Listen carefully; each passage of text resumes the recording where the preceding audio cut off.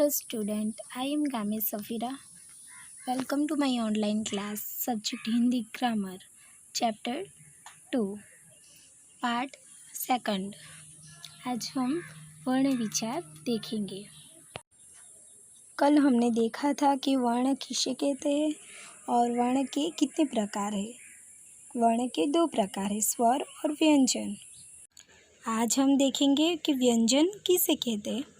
व्यंजनों का उच्चारण करते समय हवा मुख के अलग अलग हिस्सों को छूकर बाहर निकलती है।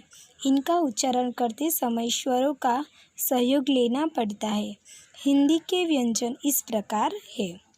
तो व्यंजन किसे कहते हैं कि जब हम व्यंजन का उच्चारण करते हैं तब हवा है वो हमारे मुख के अलग अलग हिस्सों को छूकर बाहर निकलती है और उनके उच्चारण के समय हमें क्या करना पड़ता है, स्वर यानी अ आ ई वो है उसका सहारा लेना पड़ता है।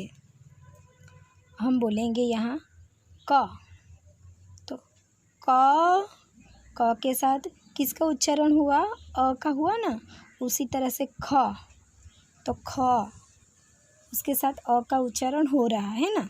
उसी तरह से ग अंग, च छ ज च ज, ट थ ड ध ण ध, ट ठ ड ध न, प फ ब भ म, य र ल व, श स श ह।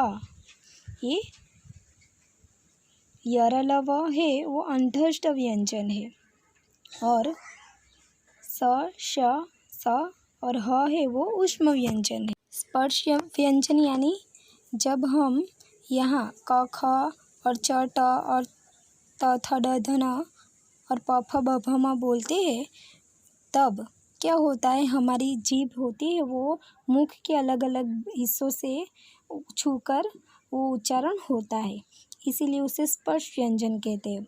और अंतस्थ व्यंजन तो य र ल व है वो अंदर से निकलते हैं, य र ल वो गले के अंदर से उच्चारण उसका होता है इसीलिए। और श श स और ह वो है वो ऊष्म व्यंजन है। अरबी, फारसी, अंग्रेजी आदि भाषाओं के अनेक शब्द हिंदी में आ गए हैं जिनमें क, ख, ग, ज, फ ध्वनियाँ हैं। इनका उच्चारण क, ख, ग, झ, फ से भिन्न है और शब्दों के अर्थ भी अलग है।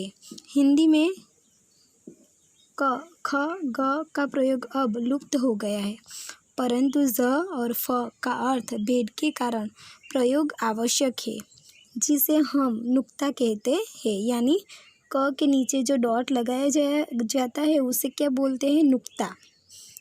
जैसे राज, राज्य,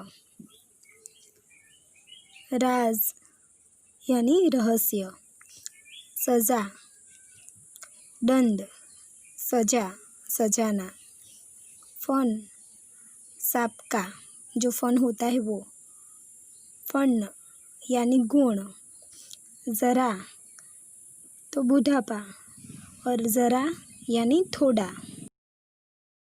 संयुक्त व्यंजन, स्वर रहित व्यंजन जब किसी स्वर सहित व्यंजन से मिलाकर लिखे जाते हैं तो संयुक्त व्यंजन कहलाते हैं। हिंदी वर्णमाला में क्ष, त्र, ञ और क्ष संयुक्त व्यंजन का प्रयोग और निर्माण इस प्रकार है। क प्लस स, क्ष, पक्षी, कक्षा। तो जब क्ष लिखते हैं तो उसका क्या है, क और क्ष मिलकर क्ष अक्षर बनता है। उसी तरह से त्र बोलना है तो त्र में त प्लस र मिलाकर त्र संयुक्त व्यंजन बनते हैं।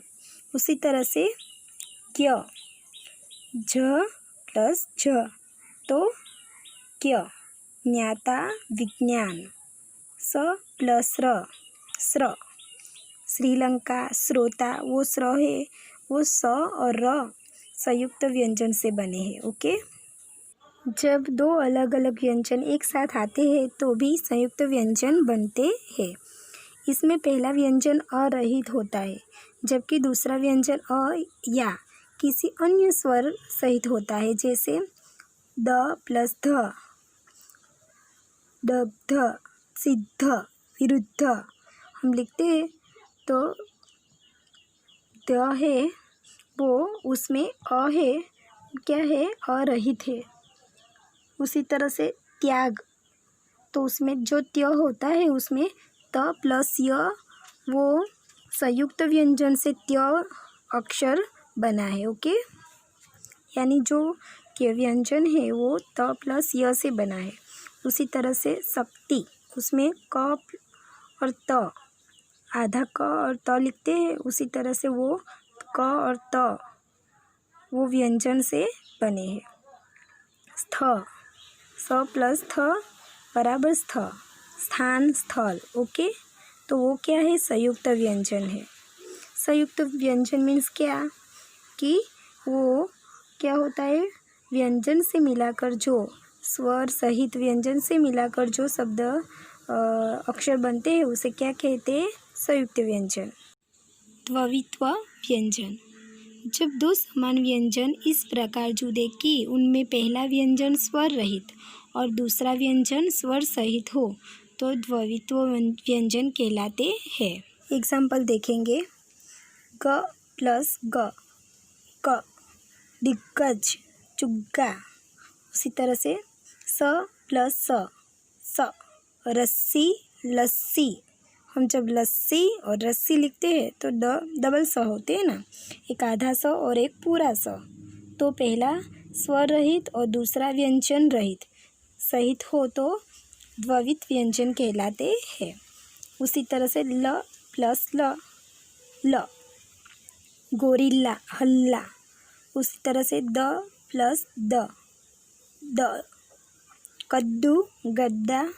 तो वो क्या है, द्वित्व व्यंजन है। ओके, आज हम यहाँ तक ये चैप्टर देखेंगे। बच्चों, आपको लोगों को वीडियो में अच्छी तरह से नहीं दिखाई दे रहा होगा तो आपको क्या करना है, आपकी ग्रामर की टेक्स्ट बुक भी लेकर बैठना है, तो आपको अच्छी तरह से समझ में आएगा। Thanks watching my video.